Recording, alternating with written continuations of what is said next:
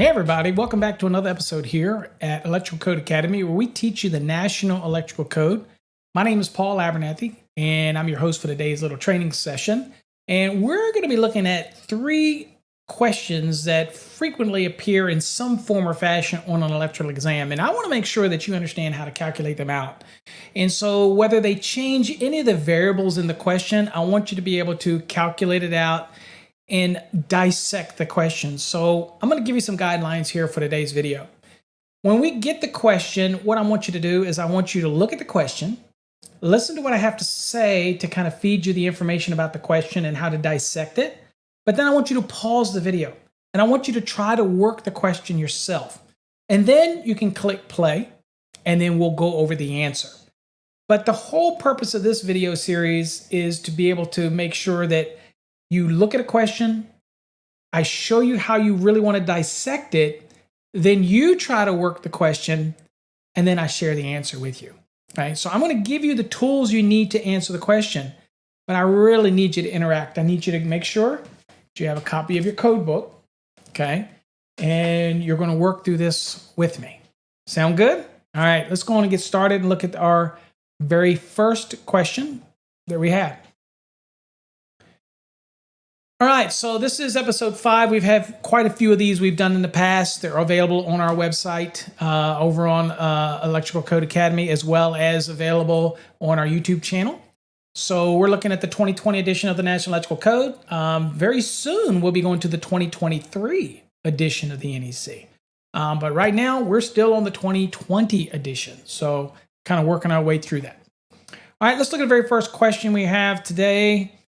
And it's a doozy, okay? So it's a doozy, and this is one that's going to make you have to take a few notes down and work this thing out. And don't worry, you've got your scratch paper, you've got your pen, you've got your calculator, you've got everything you need to do to work this out. And I'm going to show you how we break this down, okay?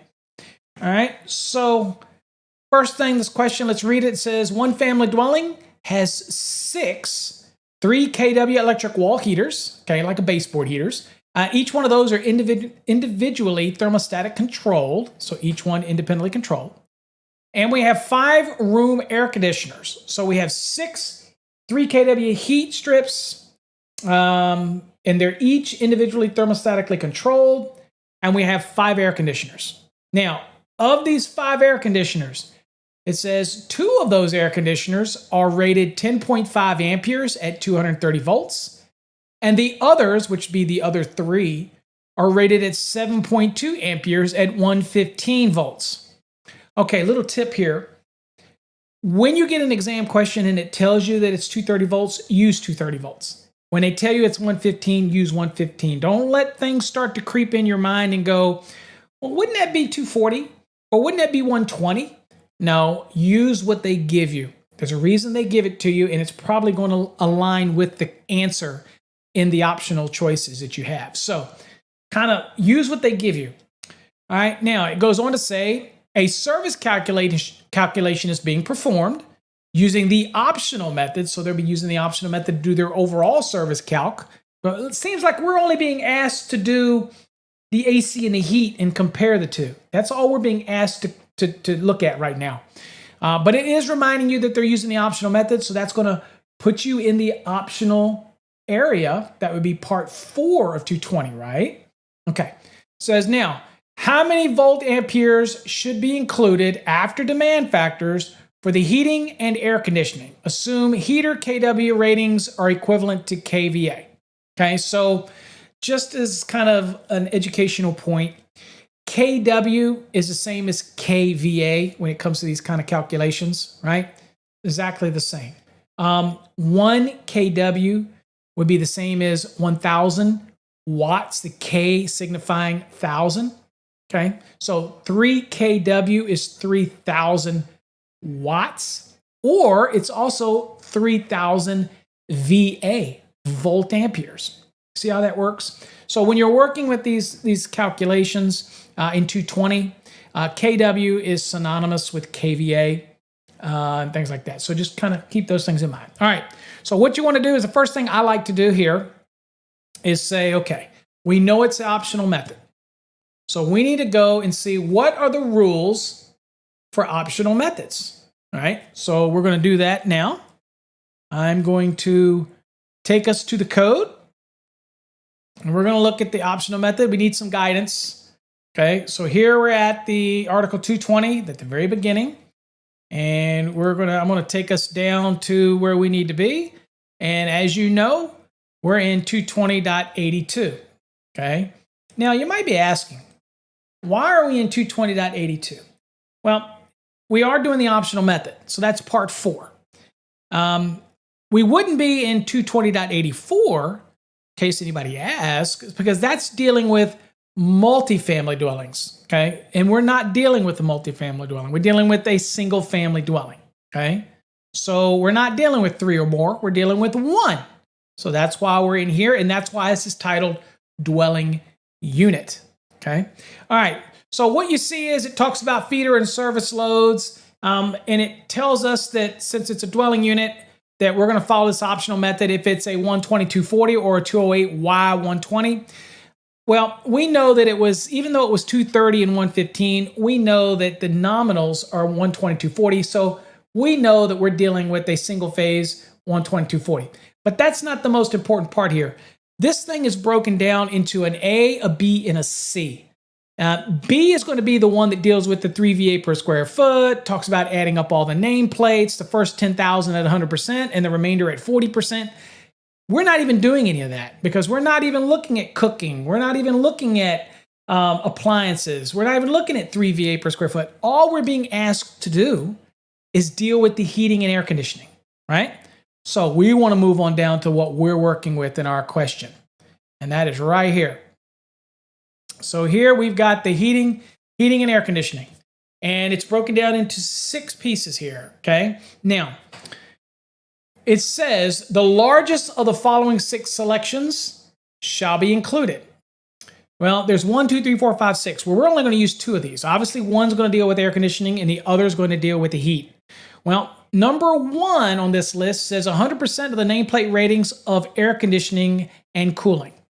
Well, we already know what our air conditioning is. We had 2 of them at 10.5 amps and 3 of them at 7.2 amps. So we know what our air conditioning is. And we know our heat. There was 6 of them at 3 kW each. Okay, so we know that when it comes to the AC, we're going to take their full value at 100%. Now we need to see that heat. Now, looking down the list here, the number 2 is a heat pump. Number 3 is still talking about heat pumps. Number 4, 65%. But that's electric space heating when you have less than 4. Well, we had 6, remember? We had 6.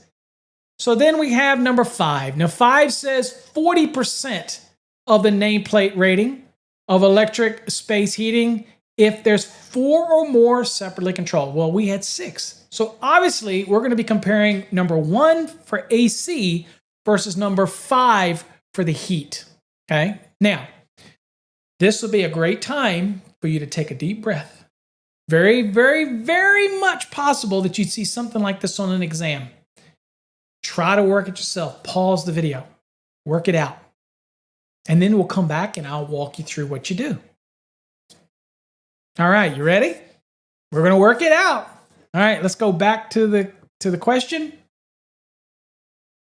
So here was our question, and we got to do a couple things in order to get there. All right. So let's go on and start working the math. Okay, first thing, let's knock that heat out. There was 6 of them. There was 3,000 watts each, okay, or 3 kW each. So we're going to work this out. So 6 times 3,000 or 6 times 3 kW, that would equal 18 kW. But in this case, it's 18,000, the way we're working it out here. Now, remember what it said? It says that we take what? We're going to take it. Now, this says 220.82C6, but it's actually, which one was it? It was 5 that we're using for the heat. Okay, so typo. So we're doing 18,000, and we're going to multiply that by 40%.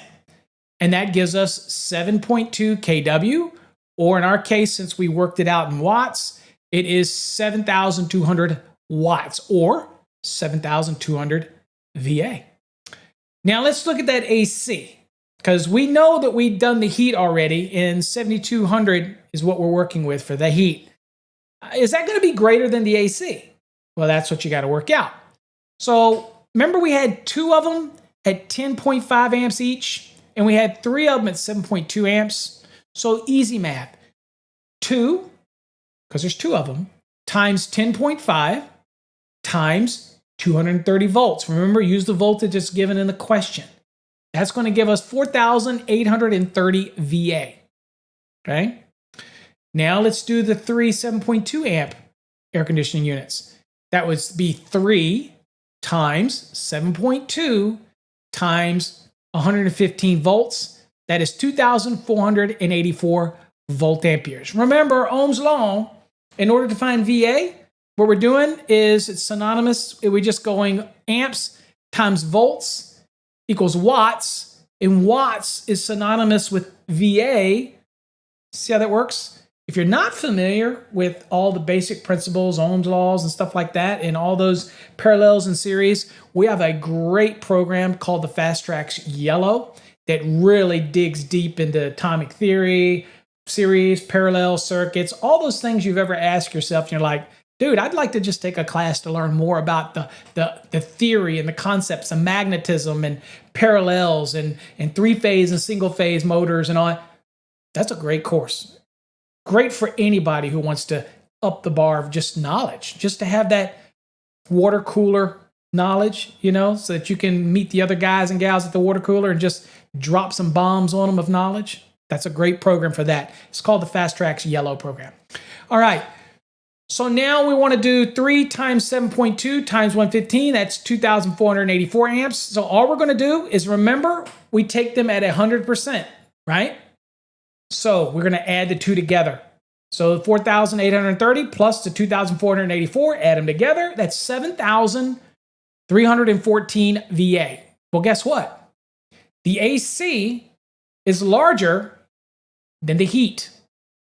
In fact, it's 114 VA or watts greater for the AC over the heat. So which one wins? Obviously, the AC is going to win. So the answer is 7,314 VA or 7,314 watts. Okay, so be sensitive to how they write the question. Okay, all right. So pretty straightforward, pretty easy. Had any trouble with that one? All right, well, let's go on to the next one. All right, so the next question we're dealing with is one that's going to be asking about, looks like, electric clothes dryers.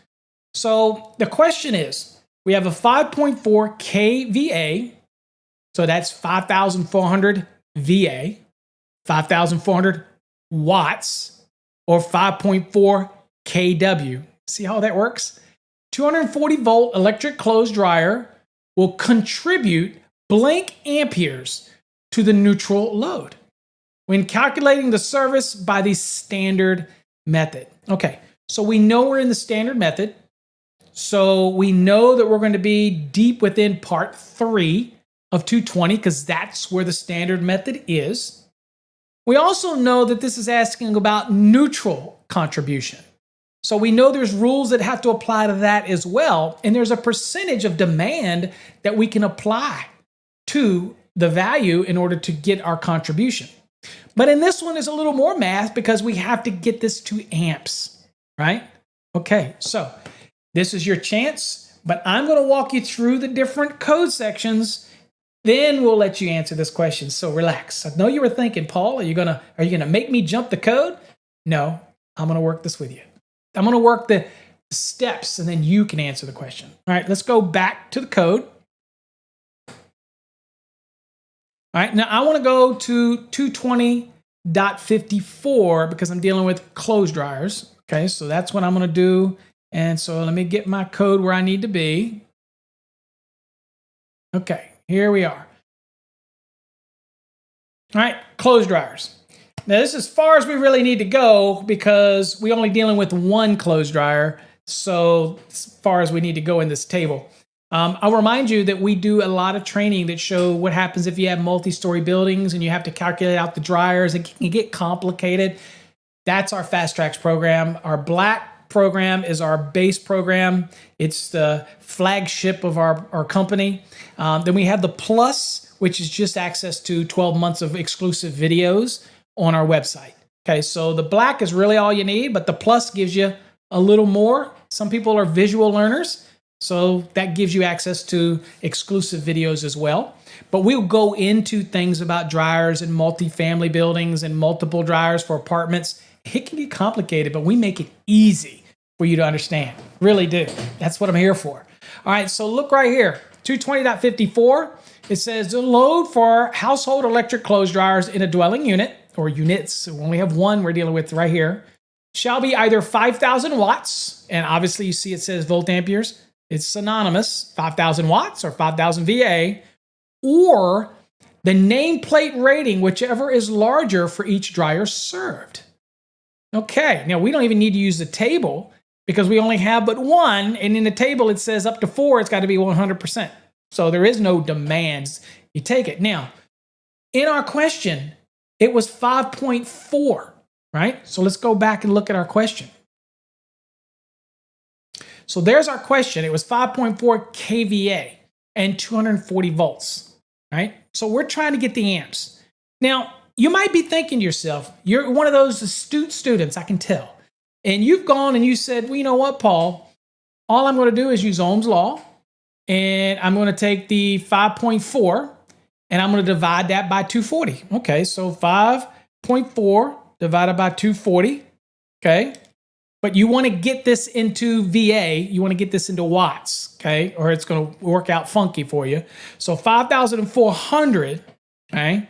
And we're going to divide that by 240, and that's 22.5. Okay, 22.5. Well, that's my amps. Is that the answer? No, because we're allowed to apply additional demands to the neutral load.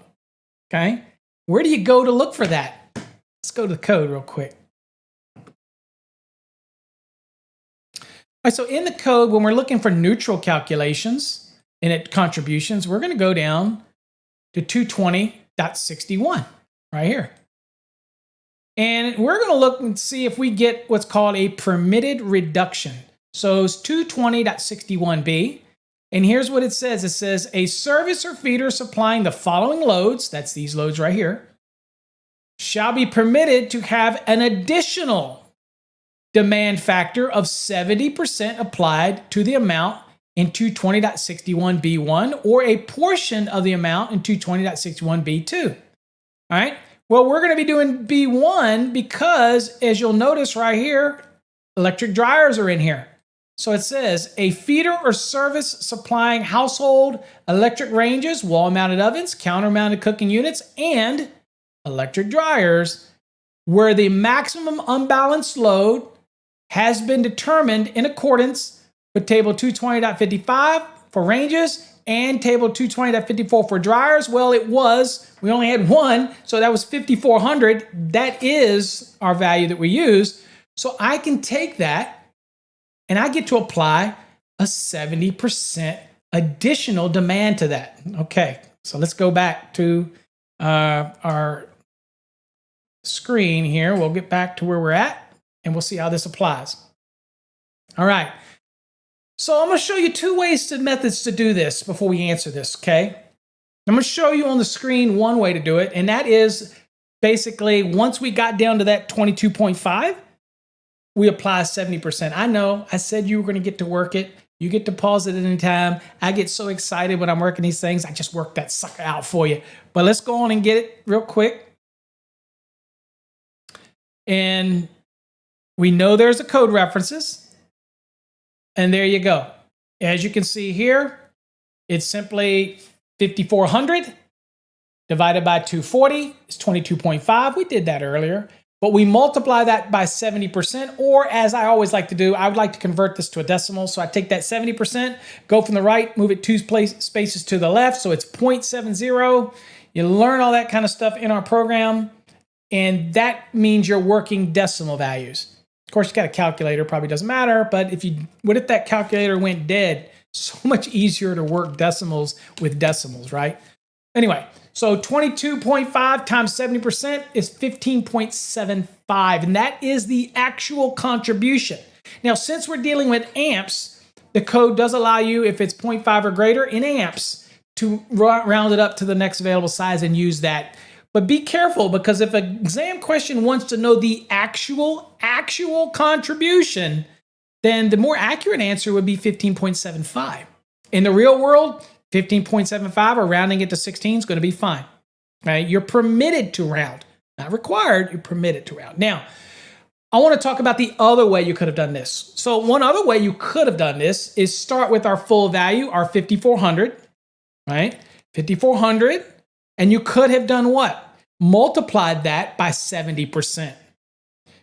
And that gives you 3,780 VA. Then you could take that and divide that by 240 volts. So divide that by 240. And that also gives you 15.75. Always remember, there are many ways that you can do this. And I will remind you also, don't forget, you have what's called Informative Annex D in the back of the code book. So if you ever get stuck on a calculation and you need something to jog the memory, always flip back there, okay? But remember my technique, my 3-wave method. If you haven't watched that video, it's on YouTube. Ask for the 3-wave method, and you'll see how I teach you to go through the questions. We also cover it in our Fast Trax program in our Wednesday night sessions.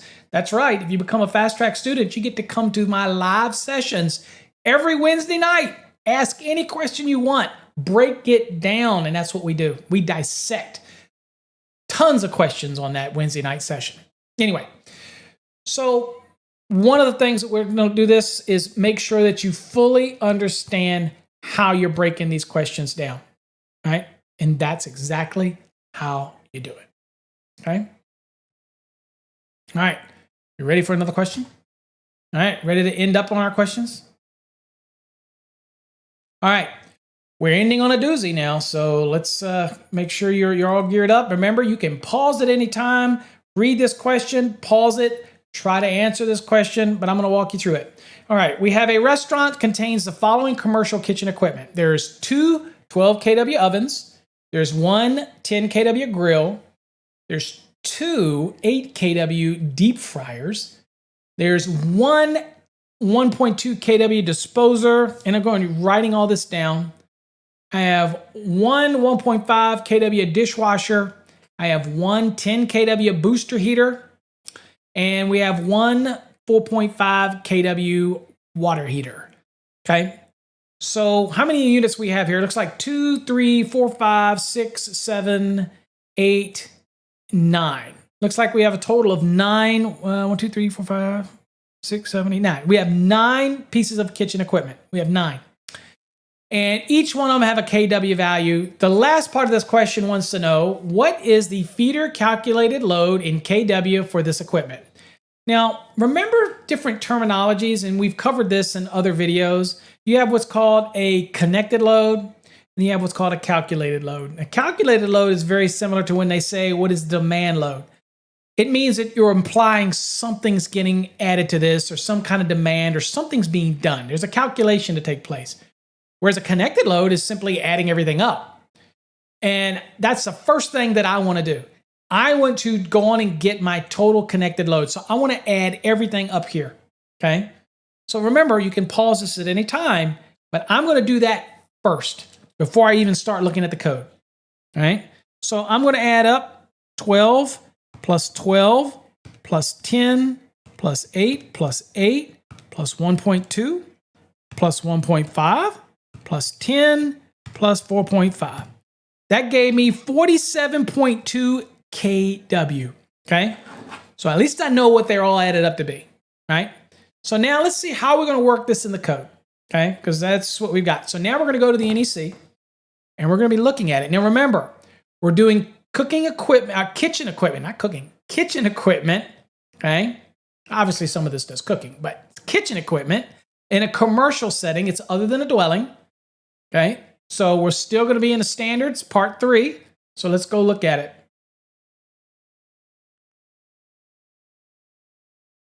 All right, so I'm going to get my code book, and I'm going to get us to where we need to be there we go, kitchen equipment.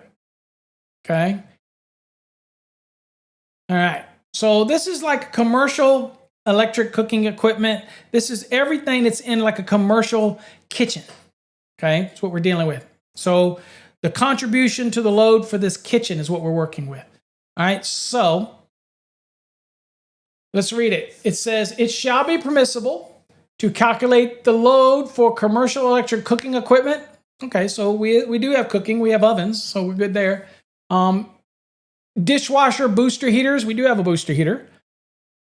Water heaters and other kitchen equipment in accordance with table 220.56. It also says these demand factors shall be applied to all equipment that has either thermostatic control, and most of this stuff is the ovens, the grills, the deep fryers, and all that kind of stuff are going to be thermostatic controlled. It says, or intermittent use in as kitchen equipment. Well, obviously, disposal's on when you need it. Water heater is going to come on when it's needed. Booster heater is going to come on when it's needed, but that's also probably thermostatically controlled. So we're good with all these pieces of equipment. We're good. It also says these demand factors shall not apply to space heating, ventilating, or air conditioning equipment. Yeah, because we got our own rules for that. So not going to have anything to do with that. Okay. One of the most important aspects I want you to be aware of is where it says, however. It says, however, in no case shall the feeder or service calculated load be less than the sum of the largest two kitchen equipment loads. Now, in the full calculation, it's probably never going to be, because we haven't even taken the other loads in the building in consideration. But in this question, based on your contribution, you also have to understand that it can't be less. The math we're getting ready to do can't be less than the two largest pieces of equipment. Now, we added everything up, but when you looked at that list again, what was the two largest pieces of equipment? And I'll go back so you can see it. So the two 12 kW ovens were the two largest pieces of equipment here. Now, together, that's 24 kW. So we already know that it can't be less than 24 kW. Right, in our equation. So with that in our pocket, we can look at the questions on the exam, and we know why they're asking this type of question.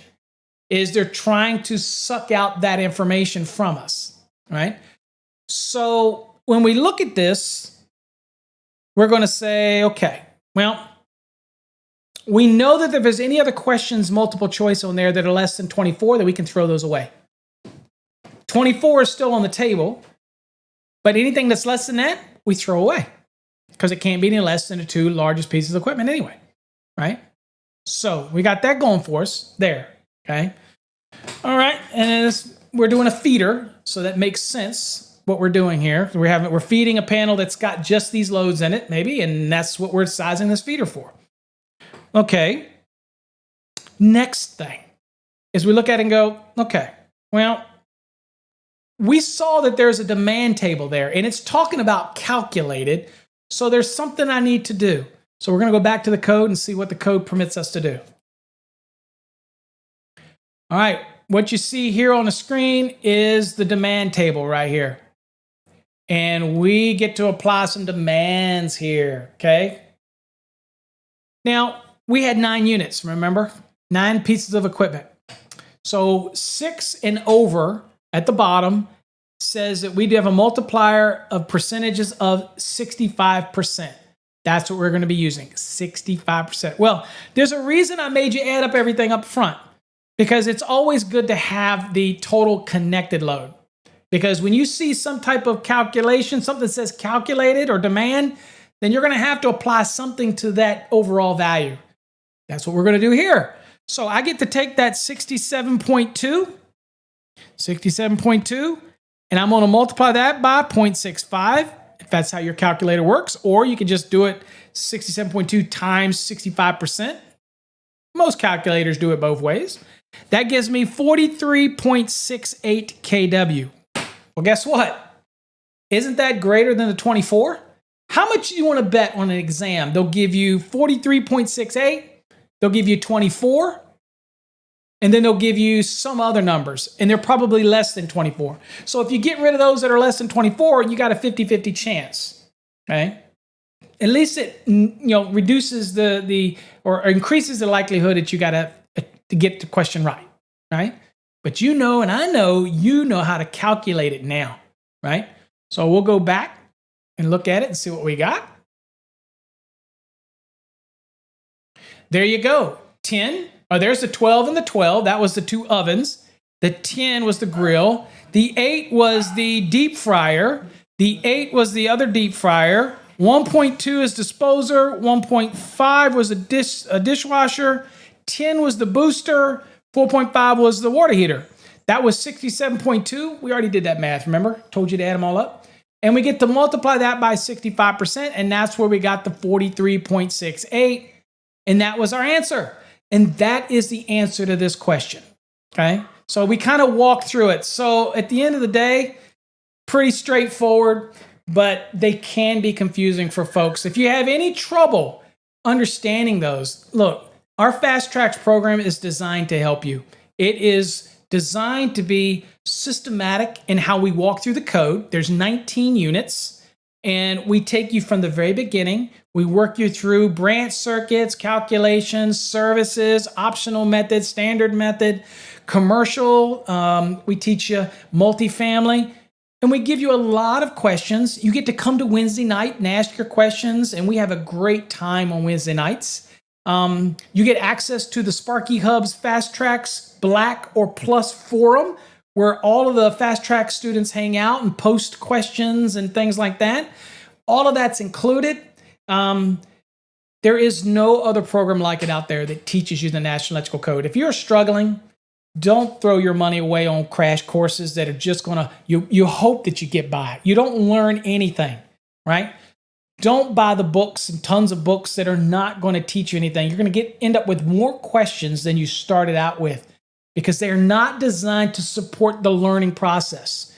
I have created a program, and we have such success, well over 99% success in passing and learning the NEC. If you follow our program, there's over 1,200 questions.